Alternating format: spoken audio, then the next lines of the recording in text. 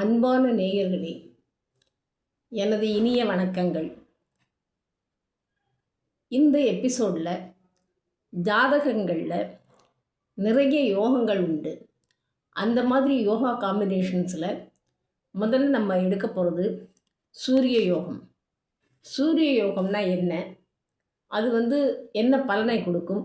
எப்படிப்பட்ட கிரகங்கள் அதை சார்ந்து இருக்க வேண்டும், அல்லது அதே ஆஸ்பெக்ட், அதாவது அதோட திருஷ்டி பட வேண்டும், இதெல்லாம் நம்ம பார்க்க போகிறோம். வேசி யோகம்னு ஒன்று இருக்குங்க சூரிய யோகத்தில். சூரியனுக்கு 2ல் சந்திரன், ராகு, கேதுவை தவிர ஏதேனும் கிரகம் இருந்தால் பண வருவாய், எதிரிகளை வெற்றி பெறுவது. அதாவது சூரியனுக்கு 2ல் சந்திரன், ராகு சேர்க்கை இல்லாமல் இருந்து வேறு ஏதேனும் கிரகங்கள் இருந்தால் அந்த ஜாதகருக்கு நல்ல பலன்களை நிறைய கொடுப்பார். அதே மாதிரி அடுத்தது வாசி யோகம்னு ஒன்று. அந்த வாசி யோகத்தில் சூரியனுக்கு 12ல் சந்திரன், ராகு, கேதுவை தவிர மற்ற கிரகம் இருப்பது பேரும் புகழும் உண்டாகும்.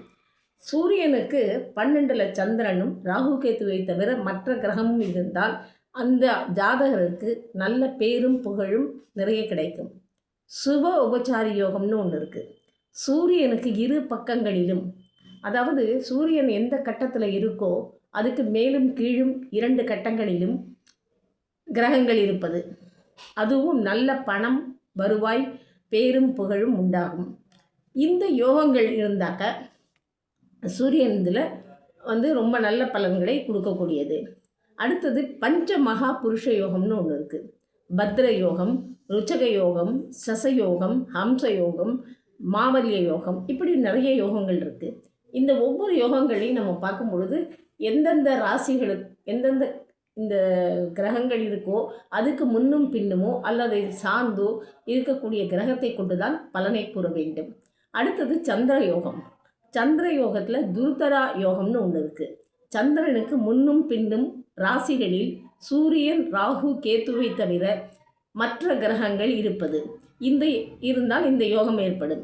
இதனுடைய பலன் என்ன அப்படின்னு கேட்டாக்க சம்பத், வாகனம், அதாவது நிறைய வருவாய், வெல்த்து, அப்புறம் லக்ஸூரியஸ் லைஃபு, டிரான்ஸ்போர்ட்ஸு, காரு இதெல்லாம் வச்சுருப்பாங்க. நல்ல சுகமான வாழ்க்கையை அனுபவிப்பாங்க.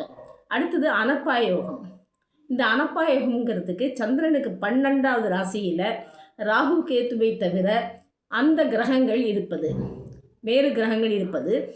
இதன் பலன்கள் நல்ல ஆரோக்கியமும் பேரும் புகழும் உண்டாக்கும். சுனபா யோகம்.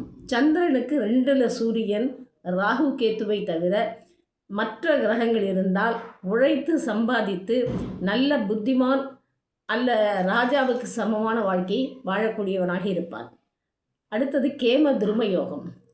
சந்திரனுக்கு முன்னும் பின்னும் கிரகங்கள் ஏதும் இல்லாமல் இருப்பது ஒரு பொல்லாத யோகம், தரித்திர யோகம், பீடை சேர்ந்த யோகம்.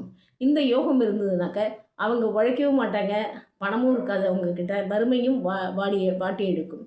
இப்படிப்பட்ட ஒரு யோகத்தை கொடுக்கும். சந்திரனுக்கு கேந்திரத்தில் ஏதேனும் ஒரு கிரகம் இருந்தால் இந்த தோஷ பரிகாரம் உண்டு. அதாவது எல்லாத்துக்குமே ஒரு ஆல்டர்னேட்டிவ் உண்டு. எந்த கிரகங்களை எடுத்தாலும் இந்த தோஷம் இருக்குது, இந்த தோஷம் வருது, அப்படி தோஷம் இல்லாமல் மனுஷன் யாருமே பிறக்க முடியாது. அப்படிப்பட்ட அந்த தோஷங்களை நிவர்த்தி செய்வதற்கு ஏதாவது ஒரு பரிகாரங்களை செய்து கொண்டே இருக்க வேண்டும். அப்படி செய்து கொண்டே வந்தால் அந்த மனிதனுடைய வாழ்க்கையில் மாற்றங்கள் ஏற்படும். அல்லது அந்த கிரகங்கள் டிரான்சிட் பாயிண்டில் வரும்பொழுது அதோட வீரியத்தை, அதாவது நல்ல ஒரு வலிமையை காட்டும். அந்த வலிமையை காட்டக்கூடிய நேரத்தில் வாய்ப்பை பயன்படுத்தி கொண்டால் ரொம்ப அருமையான மாற்றங்கள் அவங்களுக்கு ஏற்படும். இது மாதிரி நம்ம இந்த ஜாதகத்துக்கு நம்ம ஒன்றுமே இல்லையே அப்படின்னு நினைக்கக்கூடாது. எந்த யாராக இருந்தாலும் அதற்கு மாறக்கூடிய சக்தி உண்டு. டிரான்சிட் பாயிண்ட்டில் கண்டிப்பாக அதை மாற்றலாம். அந்த கிரகங்கள் மாறும் பொழுது, டிரான்சிட் பாயிண்டில் வரும்பொழுது, அந்த கொஞ்சம் பீரியடுக்கே வந்தாலும் கூட தசாபுக்தி இதெல்லாம் நம்ம தெரிஞ்சுக்கிட்டாக்க அந்த பலன்கள் வரக்கூடிய நேரத்தில் நம்ம அதை யூட்டிலைஸ் பண்ணிக்கிறதுக்கு சரியாக இருக்கும். நன்றி, வணக்கம்.